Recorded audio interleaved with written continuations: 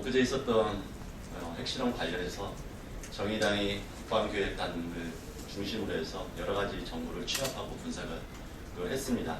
그래서 오늘 이 자리에서는 왜 이러한 사전에 아무런 징후조차 발견하지 못했고, 그리고 사후 조치가 왜 이렇게 무대책으로 일관하면서 위기 관리능력의 부재를 보이고 있는지, 이에 대해서 정의당 국방개혁기획단장인 김경래 장관의 브리핑이 있도록 하겠습니다.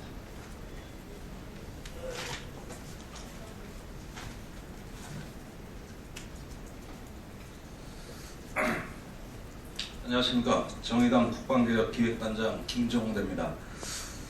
이번 북한 핵실험으로 초래된 안보 위기 상황은 매우 극단적인 한반도 상황을 초래하고 있습니다. 그러나 박근혜 정부가 위기관리에서 뭔가 석연치 않게 실패할 수밖에 없는 이유를 말씀드리고자 합니다. 먼저 이 정부는 북한이 앞으로 어떤 핵실험을 하든 그 징후를 전혀 탐지할 수 없는 정보 공백 상태, 즉 정보의 블랙홀 상태로 빠져들고 있다는 점을 강조합니다. 그 이유는 다음과 같습니다. 먼저 북한적 요인으로는 북한의 지하 핵실험 갱도가 1, 2, 3차 핵실험 당시와 달리 꾸준한 확충으로 인해 매우 내부가 넓고 깊어져서 각종 굴착 공사나 핵실험 징후를 외부에서 탐지할 수 있는 탐지할 수 없도록 충분한 내부 공간을 확보하였습니다.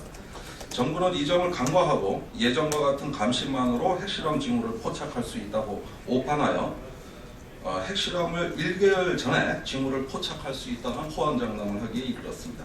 둘째, 북한 스스로가 한미의 정보 감시 자산이 작동하고 있다는 걸 거의 간파하고 있어 보입니다. 그동안 숱하게 공개된 위성 영상 사진 등은 어느 특정 시간대에 정찰 위성이 영상을 확보하는지 시간대별 운용에 대해 끊임없이 북한의 역정보로 흘러들어갔습니다. 이에 북한은 이를 회피하고 기만하며 은폐하는 방법을 준비한 것으로 보여집니다. 이런 상황의 변화를 고려하여 국방부를 비롯한 우리 정부 관련 기관들은 면밀한 대책을 마련하여 대비했어야 함에도 불구하고 더욱더 정보의 공백 상태에 처하게 되는 이해할 수 없는 행태를 보였습니다.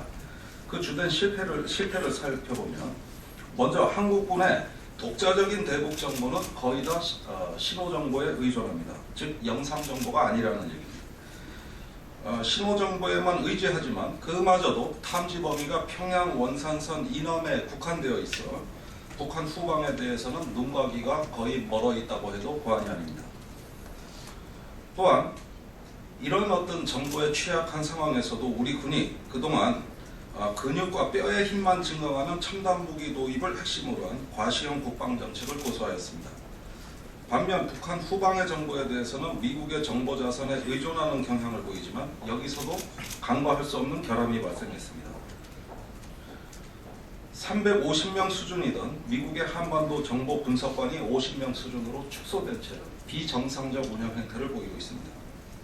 미 국방정보국 즉 DIA 산하 주한미군 정보요단 즉 501 정보여단에 배치되어 있던 한반도 정보 분석관이 예전에는 350명에서 400명 수준으로 유지되었으나 이라크 전쟁이 악화된 2008년경부터 철수하기 시작하여 현재 잔류인원 50명에 불과합니다. 거의 다 중동으로 철수한 이후로 현재까지 복귀하지 않고 있습니다. 이로 인해 범연합정보체계 즉 센트릭이라고 하는 미군의 정보체계와 태평양 사령부에서 운영하는 미군 연합사 정보체계 패스케이라고 하는데요. 이런 정보체계에서 여러 출처에서 수집된 북한 정보가 수로 번 되고 있으나 이 정보를 분석할 사람이 없습니다. 따라서 대부분 분석되지 못한 채 판단란이 공란으로 비워져 있는 상태에서 이번에 역시 북한 핵실험에 대한 정보가 없어서가 아니라 분석하지 못한 결과로 보여집니다. 이 때문에 한국 합참의장이 2009년과 10년 두 회에 걸쳐서 미 합참의장에게 대책을 촉구하는 서한을 보냈으나 아무런 답장을 받지 못하였고 그 이후로도 여러 차례 정보 공백이 발생하는 대책이 촉구되었음에도 현재까지 보완 대책 없이 방치되어 있습니다. 한편 미국은 한국군 정보부대에 지원되던 신호장비와 신호정보도 거의 다 중단한 상황입니다.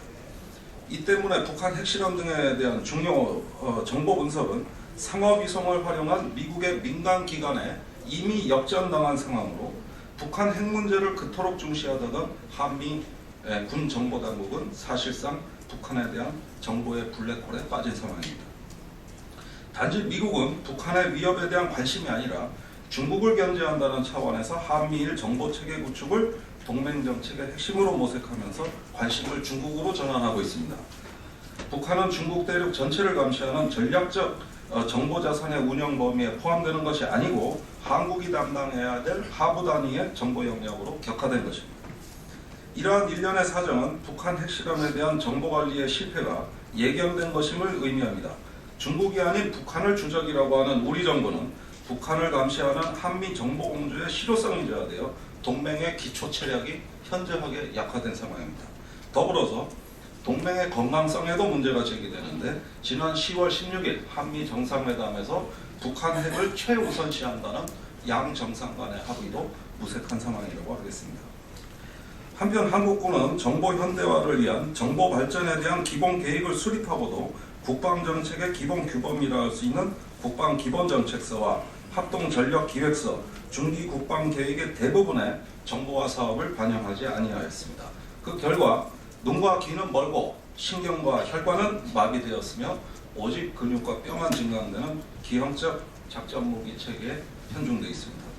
이런 정보의 취약성 속에서 킬체인이나 한국형 미사일 방어와 같은 대책은 실효성이 보장되지 않는다고 하겠습니다. 이렇게 정보가 실패한 것은 위기관리의 첫걸음에서 일단 휘청거렸다는 실패의 어떤 단초를 열었다고 볼 수가 있는데 이것이 향후의 정부의 위기관리에 있어서 막대한 차질이 연결될 것으로 봅니다. 그 결과 우선은 의미 없는 대책을 남발할 가능성이 높고 또한 우리 스스로 문제를 해결한다기보다는 주변 동맹국 강대국에 의존해서 의존형 국방체제로 위로를 받으려고 하는 어떤 대외 의존형 국방체제가 주도를 이룰 가능성이 높으며 그마저도 안 되면 책임을 전가할 수 있는 또 다른 희생자를 찾게 될 우려도 있다고 보여집니다. 부디 박근혜 정부가 이러한 비정상적인 위기관리를 조속히 정상화해서 한반도의 평화와 안정에 각고의 노력을 기울여 줄 것을 촉구합니다. 이상입니다. 오늘 이렇게 김용대 단장님이 기자회견을 할 이유는 사후 대책으로서 긴장을 강화하는 이것은 대북관계 및 평화정책의 가장 하수입니다. 가장 근본적인 것은 정보를 통해 가지고 이러한 위기 상황이 초래되지 않도록 하는 게 외교와 국방과 안보의 핵심이라는 것을 우리 정부는 명확하게 알아야 될 것이고 그 이후에 전략무기 배치나 대북 확성기 이런 식으로 해가지고 대책을 마련해서 국내의 안보 상황을 어렵게 하는 이러한 무책임에 대해서도 우리 언론에서도 정확하게 짚어주시기를 다시 한번 당부드립니다. 이상입니다.